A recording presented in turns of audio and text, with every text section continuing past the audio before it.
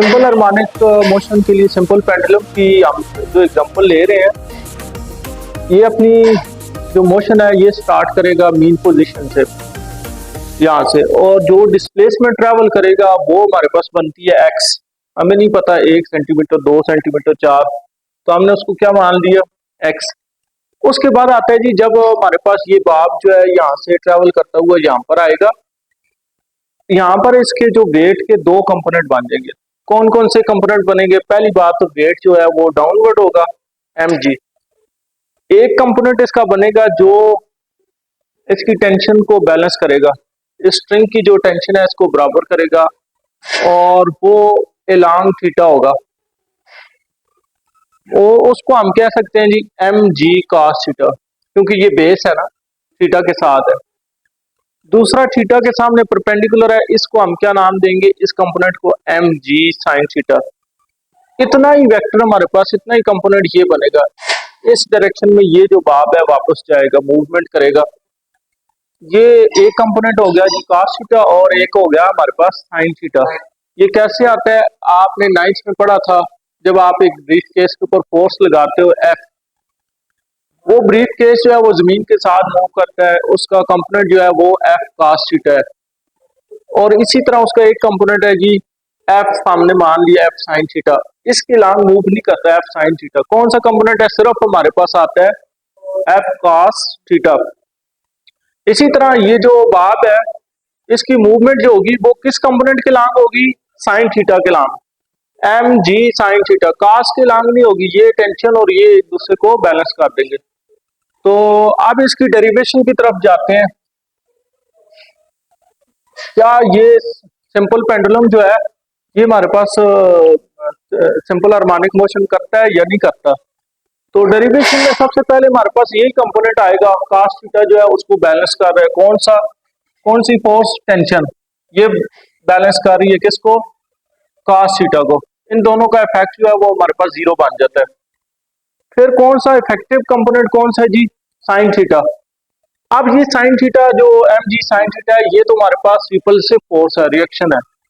इसका एक्शन कौन सा है? एक्शन हमारे पास हमने जो किया है, यहाँ से एक्सटर्नल फोर्स लगाई है, वो किसके बराबर थी? F is equal to ma, Newton second law के मुताबिक F इजिकल टू ma।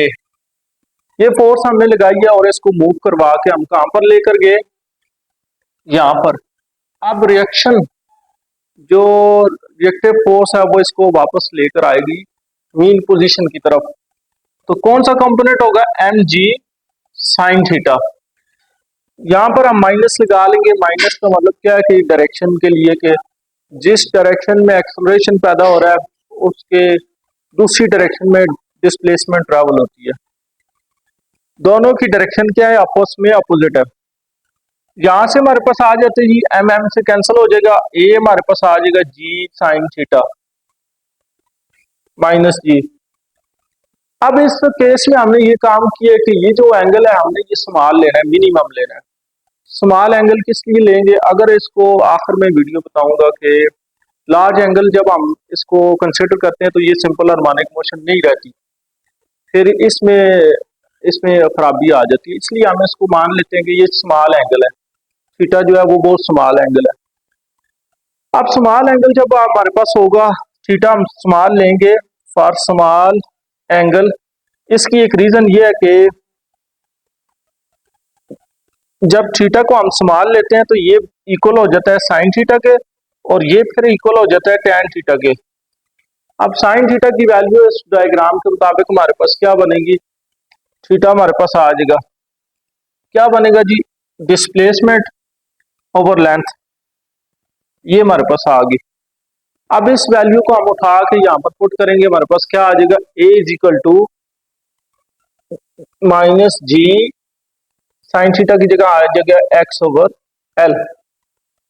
इसी को हम रिप्लेस करके ऐसे कर सकते हैं, a is equal to minus g over l into x. अब ये g क्या चीज है? कांस्टेंट है, और लेंथ भी क्या है?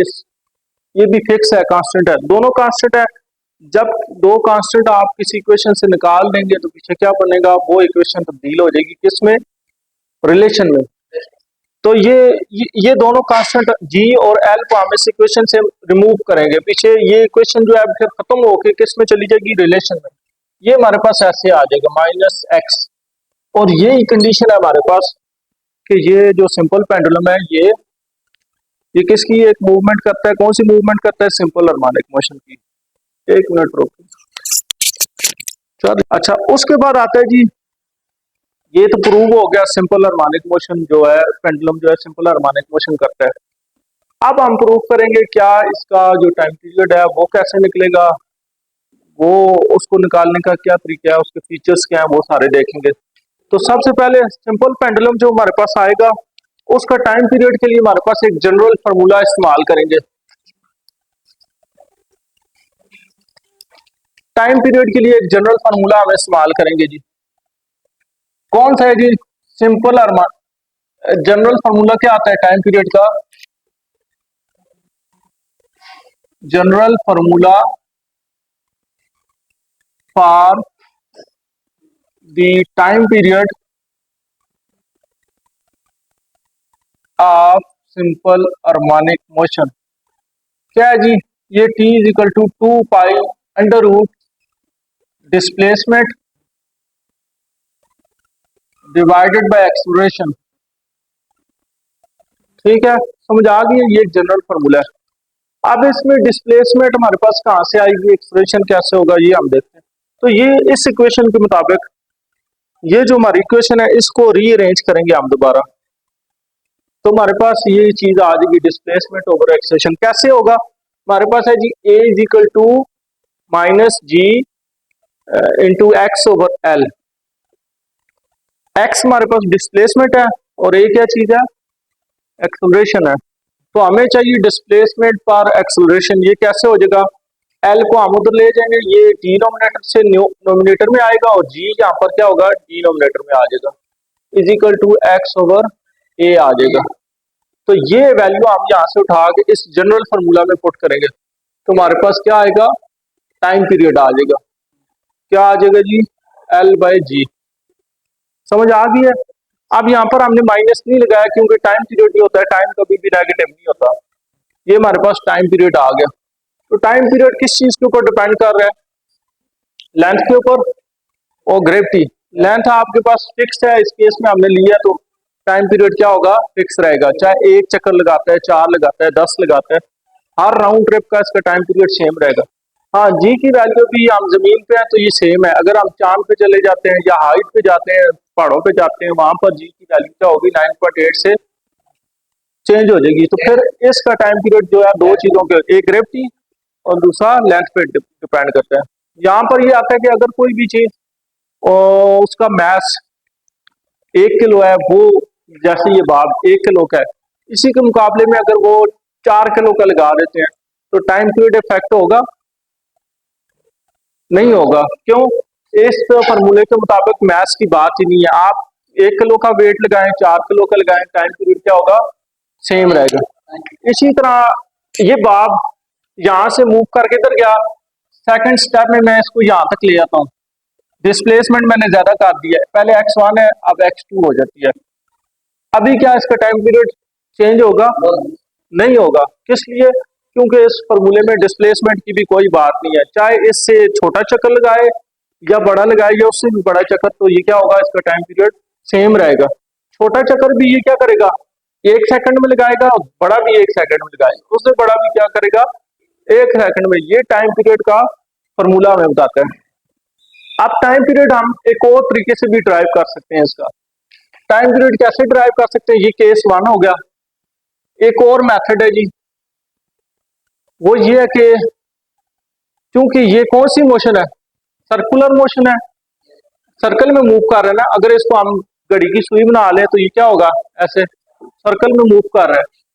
तो हमारे पास क्या बनता है, जब कोई भी चीज सर्कल में मूव करती है तो हमारे पास आ जाएगा, वैसे v इज इक्वल टू किसके बराबर होता है, s by T, linear velocity. जब कोई बॉडी सीधा सीधा मूव करता है तो उसमें ये डिस्प्लेसमेंट होगी और ये उसका टाइम पीरियड आ गया। ठीक है। अब अगर कोई बॉडी एंगुलर मूव करता है, सर्कल में मूव करता है, तो उसकी वेलोसिटी कौन सी हो जाएगी, v की जगह ओमेगा। ओमेगा क्या चीज है, कौन सी वेलोसिटी है? Angular velocity is equal to क्या होगा? फिर डिस्प्लेसमेंट भी कौन सी होगी? एंगुलर। एंगुलर डिस्प्लेसमेंट थीटा आ जाएगी। अब थीटा कितना होता है किसी भी एंगल, किसी भी सर्कल में टोटल कितना एंगल होता है? कितना होता है जी? 2 पाई 360। 2 पाई का मतलब क्या होता है? 2 पाई रेडियन किसके बराबर होगा? 360 के बराबर हो जाएगा। तो ये टाइम की जगह हम क्या लगाएंगे? जब सर्कल में मूव करेंगे टाइम पीरियड लगाएंगे। ठीक है, ये बात समझ आ गई। हमने ये टाइम पीरियड फाइंड करना है, इसको इधर ले आते हैं तो ये 2 पाई डिवाइड बाय ओमेगा आ जाएगा। ठीक है, ओमेगा की वैल्यू क्या होती है? ओमेगा की वैल्यू होती है जी T is equal to 2 pi under root, ये आ जाएगा जी ओवर एल। ठीक है, यहां से इसको हम रिप्लेस करेंगे, ऊपर ले जाएंगे तो ये हो जाएगा 2 pi under root l over g. समझ आ गई है? ये चेंज हो जाएगा, डिनोमिनेटर से नोमिनेटर में चला जाएगा। तो ये फार्मूला, ये सेकंड मेथड है। अब यहाँ पर सवाल ये है कि ये जो ओमेगा की वैल्यू हमने ली है, ओमेगा की वैल्यू जो हमने ली है जी अंडर रूट जी ओवर एल, ये कहां से आई है? तो इसके लिए बहुत सिंपल है, हम यहाँ पर डेरिवेशन कर लेते हैं। चूंकि हमारे पास आपको पता है न्यूटन सेकंड लॉ की एक ही फॉर्म आपने पढ़ी है, F is equal to m a. इसको अगर हम डीपली देखें तो ये हमारे पास एक्सप्रेशन है। मैथ फिक्स रहता है, एक्सप्रेशन कब आता है? जब किसी भी वेलोसिटी में चेंज आता है। किसके हिसाब से? टाइम के हिसाब से। तो ये क्या होगा? एम इंटू, इसको हम ऐसे लिख सकते हैं del v divide by del t, यानी वेलोसिटी में चेंज आ रहा है। अब वेलोसिटी में चेंज कैसे आता है? वेलोसिटी किस वजह से आती है? वेलोसिटी आती है आपके पास जब किसी भी चीज का डिस्प्लेसमेंट में टाइम के हिसाब से चेंज आए। ठीक है, समझ आ गई? यानी जब डिस्प्लेसमेंट को टाइम से डिवाइड करेंगे, डेरिवेटिव लेंगे तो क्या आएगा? वेलोसिटी। वेलोसिटी का डेरिवेटिव लेंगे तो क्या आएगा? एक्सेलरेशन। तो न्यूटन सेकंड लॉ को हम इस तरह भी लिख सकते हैं। ये इक्वेशन 1 हो गई, सबको समझ आ गई? उसके बाद आता है जी फिर आगे हम क्या करेंगे?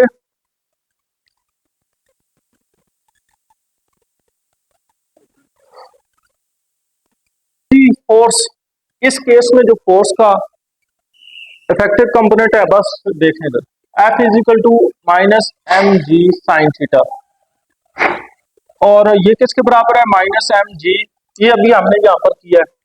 ये किसके बराबर आ जाएगा? इधर साइन थीटा थीटा के बराबर है, और ये किसके बराबर है? माइनस एम जी थीटा क्या होगा? X over L. अब हम इन दोनों इक्वेशंस को कंपेयर करेंगे, इक्वेशन 1 और 2 को कंपेयर। इनकी लेफ्ट साइड फोर्स फोर्स ये बराबर है, तो राइट साइड भी क्या होनी चाहिए? बराबर होनी चाहिए। तो ये हमारे पास d square s divide by d t square is equal to minus m g x over l. समझ आ गई सबको? ये कंपेयर कर लिए। अब हमारे पास मैथ मैथ से कैंसिल हो गया, और पीछे क्या बचा? D square s over d t square is equal to g divide by x over l. ये हमारे पास आ गया जी यहां तक। उसके बाद क्या आता है? एक मिनट देखें। अच्छा, अब इसको हम कंपेयर करेंगे जनरल इक्वेशन।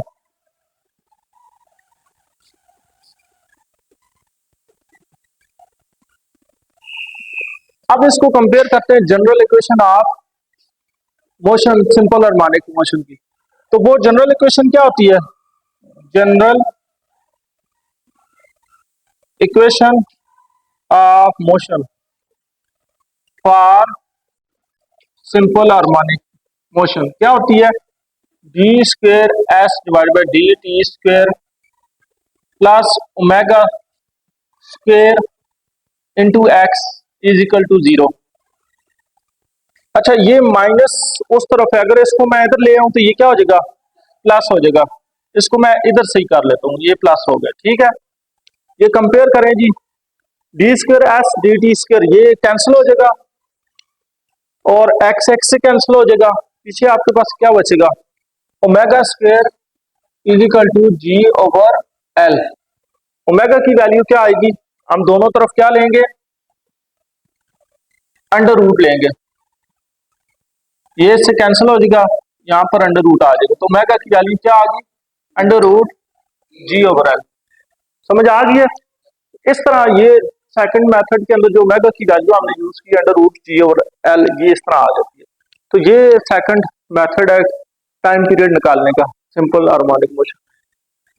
अब ये बात आपको समझ आ गई कि टाइम पीरियड जो होगा वो किसके ऊपर डिपेंड करेगा, लेंथ और ग्रेविटी। ग्रेविटी आमतौर पे सेम रहती है, और कौन सी चीज है, लेंथ। अगर हम किसी भी पेंडुलम की लेंथ चेंज करते हैं तो उसका टाइम पीरियड चेंज होगा, लेंथ चेंज नहीं करेंगे तो टाइम पीरियड क्या होगा, फिक्स रहेगा, सेम रहेगा। कल हम अगला केस देखेंगे इसका, सिंपल हार्मोनिक मोशन का। अगला केस कौन सा है, spring, mass attach to spring. ठीक है।